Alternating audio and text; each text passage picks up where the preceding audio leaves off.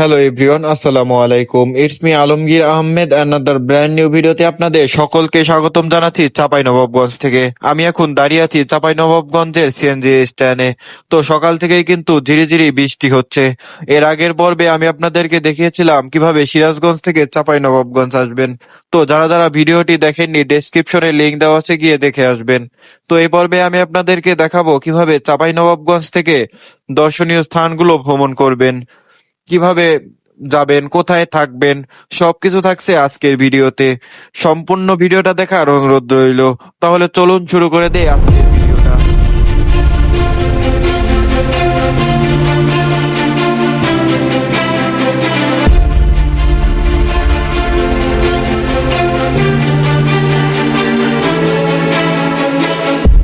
এখন আমি দাঁড়িয়ে আছি ঐতিহাসিক সোনা মসজিদের গেটের সামনে। চলুন ঘুরে দেখি ভিতরে কি কি আছে।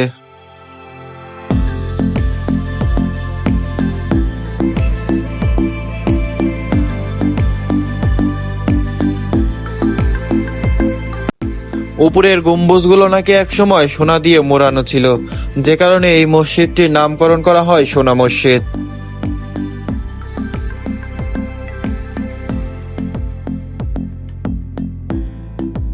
হ্যাঁ বন্ধুরা, আজ আমি এসেছি বাংলার গৌরবময় ইতিহাসের এক নিদর্শন সোনা মসজিদ দেখতে।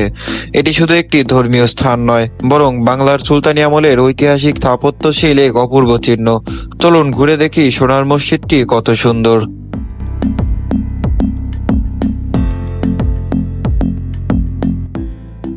চাঁপাইনবাবগঞ্জ জেলার শিবগঞ্জ উপজেলায় গৌরনগরীর কাছে অবস্থিত এই সোনা মসজিদ।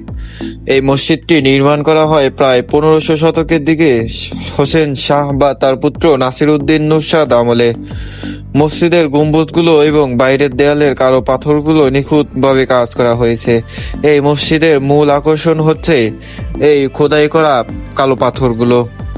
শোনা যায় এক সময় এই মসজিদের গম্বুজগুলোতে সোনার পাত দিয়ে মোড়ানো ছিল, তাই নামকরণ করা হয় সোনা মসজিদ।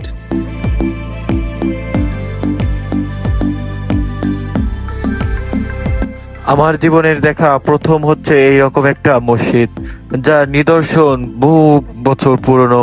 পাথরের মসজিদ, এরকম মসজিদ আমার জীবনে মনে হয় আর কোথাও দেখিনি।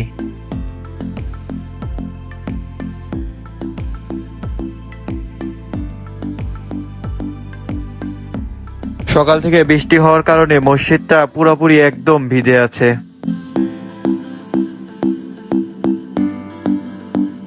অনুমান করা যায় 1526 সালে নাসির উদ্দিন নুসরাত শাহ চাঁপাইনবাবগঞ্জ জেলায় এই মসজিদটি নির্মাণ করেন। এটি ছিল রাজ মসজিদ বা রাজকীয় ব্যবহারের জন্য নির্মিত একটি গুরুত্বপূর্ণ ধর্মীয় স্থাপনা।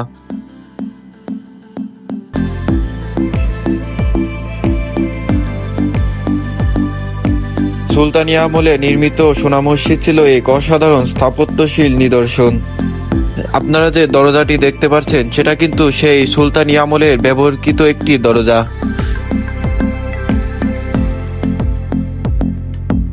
ভিতরের অংশও কিন্তু ছিল দেখার মতো দৃশ্য।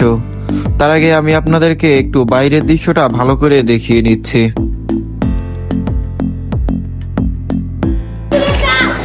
তো এই যে এটাই হচ্ছে সোনা মসজিদের সামনের অংশ। দেখুন, প্রায় 1500 বছর আগের স্থাপনা, কিন্তু এখন এইভাবেই দাঁড়িয়ে আছে। এই কোষ্টি পাথরের খোদাই করা সব দৃশ্যকল্প মানে এক কথায় অসাধারণ। আপনি হয়তো না আসলে বুঝতে পারবেন না যে কত সুন্দর করে শিল্পীরা এখানে কাজ করে রেখে গেছেন।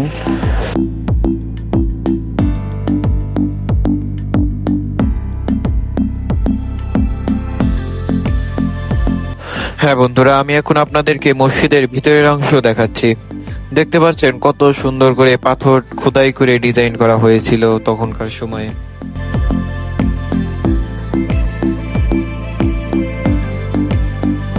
চারপাশটা প্রচুর ঠান্ডা, ছায়াময় আর পাথরের ঘ্রাণে ভরা।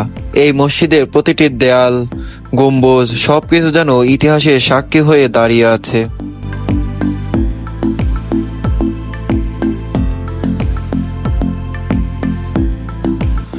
হ্যাঁ বন্ধুরা, একটু চারপাশটা ভালো করে লক্ষ্য করুন। পাথরের কারুকাজ এত নিখুঁত যে মনে হয় পাথর নয়, যেন শিল্পীর তুলির আঁচড়। এত সুন্দর করে, এত সূক্ষ্মভাবে তারা কাজ করে গেছেন, একদম কল্পনার বাইরে। ফুলগুলো দেখতে পাচ্ছেন কত নিখুঁত ভাবে করা হয়েছে পাথর খোদাই করে করে।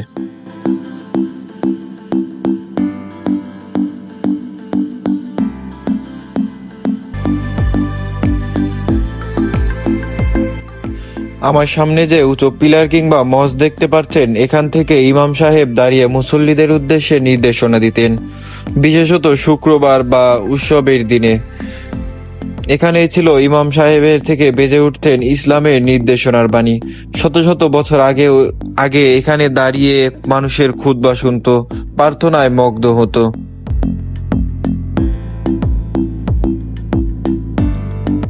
এত সুন্দর করে এই অবকাঠামোগুলো তৈরি করা হয়েছিল, আপনি হয়তো না আসলে বুঝতেই পারবেন না।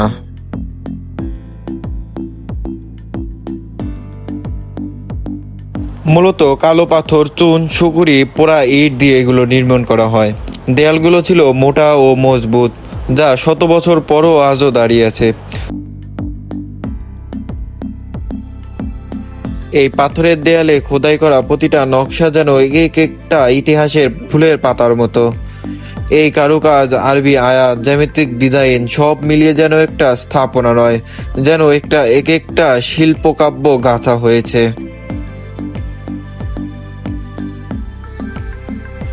এই দেয়ালের নকশাগুলো দেখলে আপনি একদম অবাক হয়ে যাবেন।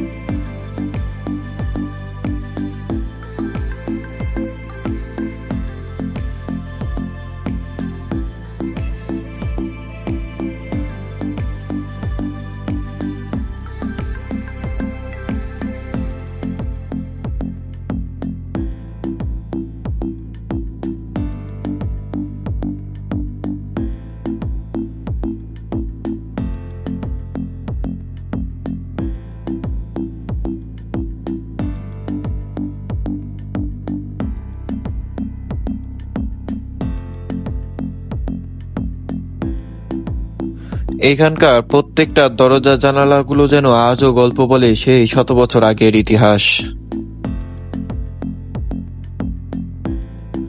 হ্যাঁ বন্ধুরা, আমি এখন মসজিদ থেকে বাইরে যাচ্ছি, বাইরের ভিউটা আপনাদেরকে দেখাবো, সাথেই থাকুন।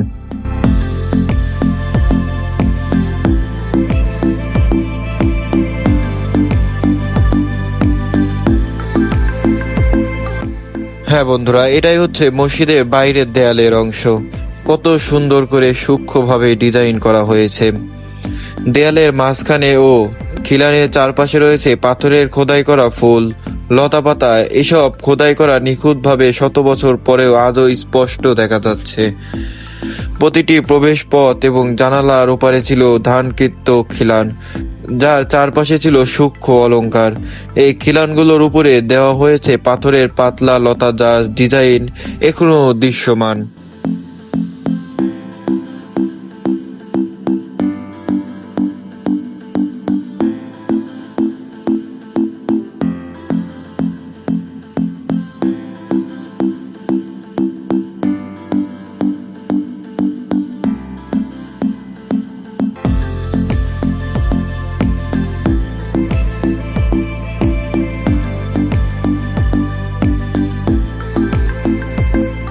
পিলারগুলো বর্গাকার ও গোলাকার, অনেক সময় একবারে মিশ্রণ কাটা। মাথার দিকে তার থাকে সজ্জিত ক্যাপিটাল, যেখানে খোদাই করা থাকে নকশা বা লতাপাতার ডিজাইন। কিছু পিলারে দেখা যায় অভ্যন্তরীণ খোঁজ, যা খোঁজ কেটে নকশা এবং দর্শনীয় ও টেকসই। কিছু পিলারে রয়েছে সূক্ষ্ম লতাপাতার খোদাই যা এখনো দৃশ্যমান। কোরআনিক লিপি বা জ্যামিতিক নকশা ছিল এই পিলারের উপরের গায়ে। শুধু ছাদ বহনের জন্যই নয়, এই পিলারগুলোর ভিতরে শিল্পীর পরিবেশ তৈরিতেও গুরুত্বপূর্ণ ভূমিকা রেখেছে। আলোর ছায়া খেলা গম্বুজের নিচে শীতলতা এবং স্মৃতিমতী ধ্বনির পিলারের সাথে ভূমিকা রাখে। সুলতানি আমলে এই পিলারগুলো ব্যবহার ছিল এক সময়ের অবকাঠামো।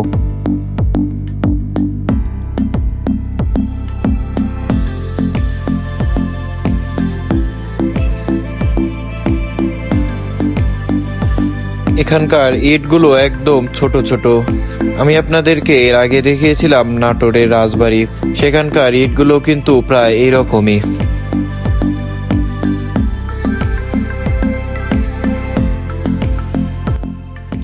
হ্যাঁ বন্ধুরা, কিছুক্ষণ আগে আমি আপনাদেরকে যে মেম্বরটি দেখালাম এটাই হচ্ছে সেই মেম্বর। এটাই হচ্ছে উপর থেকে আমি আপনাদেরকে দেখাচ্ছি।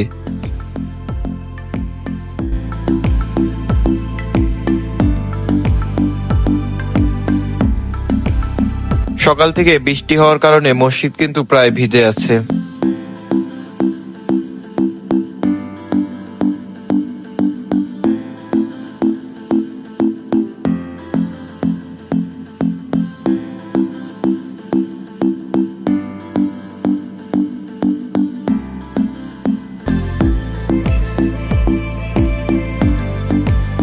আমার জীবনে দেখা এই যেন একটা অন্যরকম দৃশ্য। পাথরের দেওয়ালে শত বছরের পুরনো কারুকাজ, আর সেই নিঃশব্দ মসজিদের দেয়ালে দাঁড়িয়ে মন হলো থেমে যায়। চারপাশে কোলাহল নেই, কোনো শহরের হট্টগোল, শুধু পাথরের স্তম্ভগুলো দাঁড়িয়ে আছে সাক্ষী হয়ে। ইতিহাসে শত পৃষ্ঠার বুকে ধারণ করা এমন নিঃশব্দতা হয়তোবা আর কোথাও খুঁজে পাবো না। আমি যেন একটা ইতিহাসের জীবন্ত অংশ হয়ে গেছি। এখান থেকে মসজিদের প্রত্যেকটা অংশে কিন্তু বাউন্ডারি করা আছে, এবং ওই পাশে হচ্ছে অজুখানা, এবং চারদিকে কিন্তু ঘেরাও করা।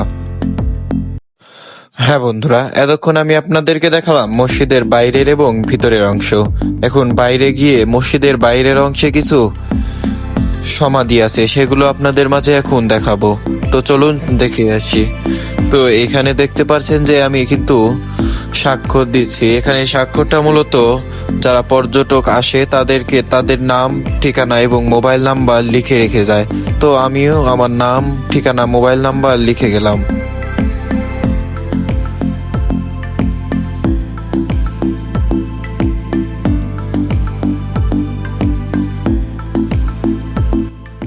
আমি কিন্তু এখন মসজিদ থেকে বেরিয়ে পড়েছি। হ্যাঁ, এখন আমি আপনাদেরকে কিছু আশ্চর্য বিষয়গুলো দেখাবো, সাথেই থাকুন।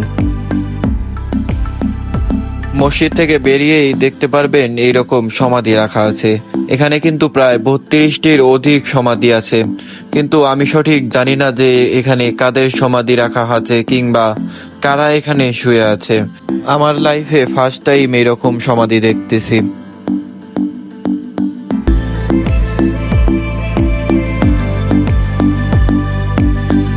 ভাই ভাই, এই দুইটা কবর দেখে তো আপনি অবাক হয়ে যাবেন। দেখুন কত বড় দুইটা কবর, উঁচা উঁচা, এবং পাশেই রয়েছে প্রায় 32টির অধিক কবর। এগুলো সম্পর্কে অনলাইনে অনেক ঘাটাঘাটি করে দেখলাম, কোনো তথ্য কিন্তু পাওয়া যায়নি। তো আজকের ভিডিওটা ছিল এই পর্যন্তই। যদি ভালো লেগে থাকে তাহলে অবশ্যই একটা লাইক দেবে, মতামত জানান, এবং এই সোনা মসজিদটি কেমন লাগলো সেটা অবশ্যই কমেন্টে জানাবেন। তো দেখা হবে অন্য কোনো নতুন ভিডিওতে। আজকের মতো আমি আলমগীর এখানে বিদায় নিচ্ছি। আসসালামু আলাইকুম।